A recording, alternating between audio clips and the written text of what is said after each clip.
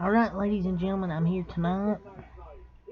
I'm gonna pre-record this video. I'm recording now 1:24 a.m. I'll probably upload this sometime later in the day. Not later in the day, but probably when I go to sleep. When I wake up, I'll probably upload it probably somewhere in the afternoon, maybe 12, 1, 2 o'clock, somewhere between that range. But this is, I want to talk about quick, some breaking wrestling news. Well, there's some 3 quick stories I want to go over first, but then I'll talk about the main one that just came out like nearly 30 minutes ago. First thing I want to talk about is Shotzi. Says it wasn't her decision to change her character.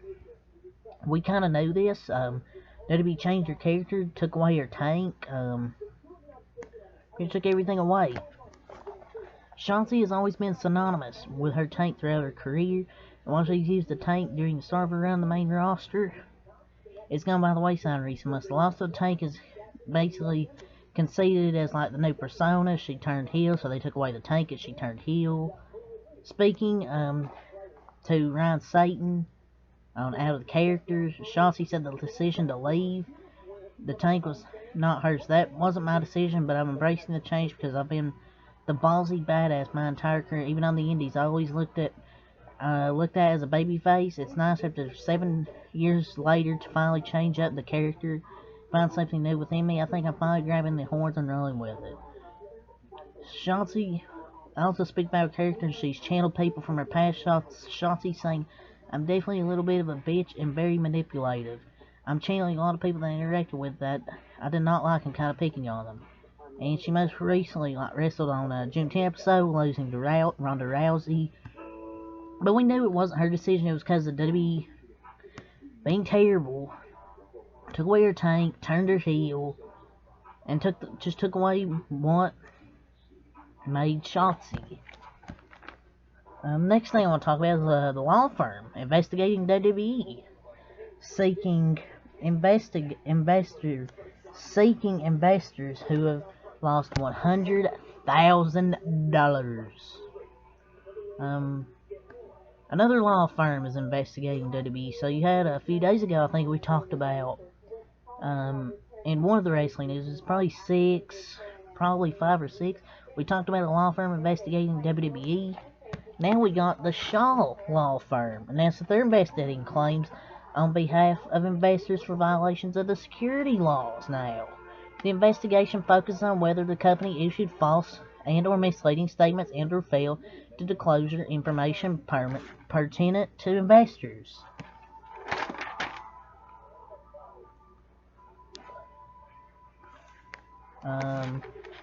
And there's a statement, basically.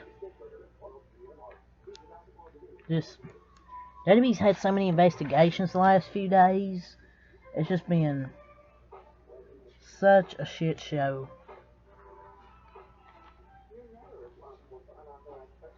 Yeah, it's just been such a shit show, ladies and gentlemen, with the WWE. They got investigated a few days ago. I think it was something with the law firm. Yeah, I think it was might have been wrestling news. It was in one of the wrestling news. Let me get to what next thing I want to talk about. Yeah, Chris Jericho was in the news today. He said MJF would be watered down in WWE. I'm sure he'll be back. So, Chris Jericho and MJF will be forever linked, as it was MJF who cost Cody Rhodes a chance to win the AEW title. Then, now, and forever at AEW Full Gear 2019 against Chris Jericho. From there, MJF and Jericho will become good friends and ultimately bitter enemies. Fans haven't heard from MJF since the June 1st episode of AEW Dynamite, when he begged Tony Khan to fire him and called Khan a fucking mark. Speaking to Alex McCarthy of TalkSport, Jericho weighed in on MJF's situation. "After 30 years of the business, I've learned from it. If it doesn't have anything to do with me, I stay the hell out of it. I don't really care," Jericho said. "If I had anything with MJF or if I was involved in the contracts, I'd be much more interested in it, but I stay out of it. It has nothing to do with me. Only thing I will say is that a contract is a contract. If every athlete in every sport wants to be paid more, now, then what's the point of having a contract? You know what I mean. We'll see how it plays out. I'm happy with my contract, and I know in a year and a half when my contract is done, we'll have some negotiations to discuss, and that's how it goes. Until then, I want to do the best performances I can, put on the best shows and best stories, keep the people interested and happy and excited. And when the contract's up, I'll be rewarded for it. MJF is 25, actually 26. He has a lot to learn. He's not as good as he thinks he is. And like I said, it really has nothing to do with me, but I'm sure he'll be back. 18 months is a really long time to stay at home. And that's Tony Khan's prerogative. You're under contract. You want to stay at home, you can stay at home and not get paid. And that's what happens. We see it happen to other companies, and that's how it goes. If you didn't expect that, then why'd you sign your contract in the first place? When asked about MJF's prospects in WWE, should MJF decide to jump ship, Jericho doesn't believe these will be the same for him as they are in AEW. Oh, absolutely, his character would be watered down.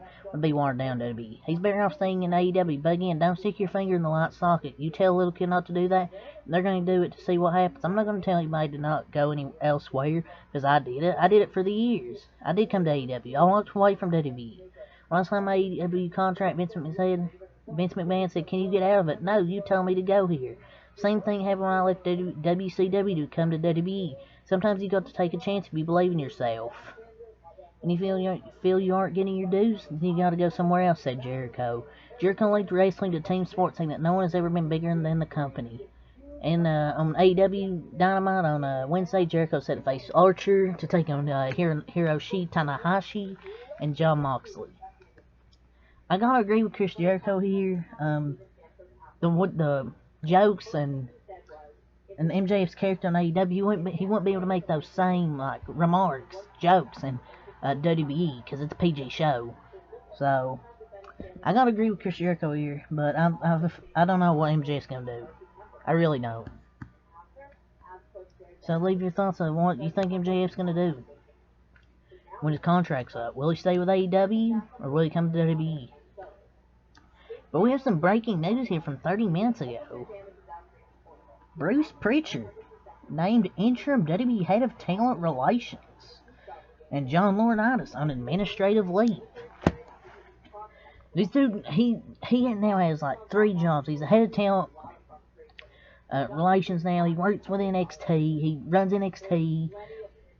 Does he work for the creative team? How does he keep getting promoted? He can't even do his own job right.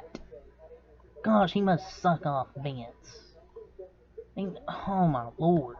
Like, how does he keep getting promoted? Okay, here's the report. Bruce Prichard now has a new job title to be following the reveal of an investigation of Vince McMahon and John Laurinaitis' conduct. As first reported by the Wall Street Journal, Vince McMahon has been investigated by the WWE Board of Directors for a $3 million settlement paid to a former WWE employee with whom he had a sexual relationship. According to the original report, this employee started out as a paralegal, but eventually became an assistant to People Power! John Laurinaitis, People Power!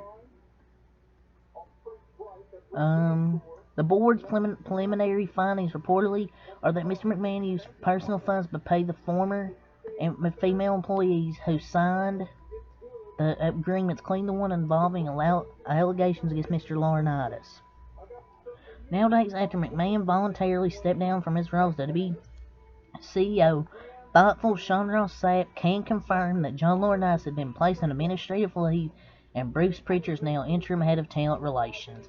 Previously, Bruce Prichard was the executive director of both Monday Night Raw and Friday Night SmackDown creative. So he's working creative for SmackDown Raw, head of talent relations, running NXT. This guy can't do his own job right. How does he keep getting promoted? He's trash. Ladies and gentlemen, I don't know how this guy keeps getting promoted. He's terrible at his own job. I don't know. But that's crazy. A few days after that, the stuff came out with Vince McMahon. Now, Johnny Laurinaitis, People Power, is on administrative leave. So, yeah, that's all I say for the wrestling news. Once again, this is pre-recorded. I'll upload it sometime later, maybe in the afternoon, I don't know. But until next time, Malcolm, I thank you for watching. Shoosh!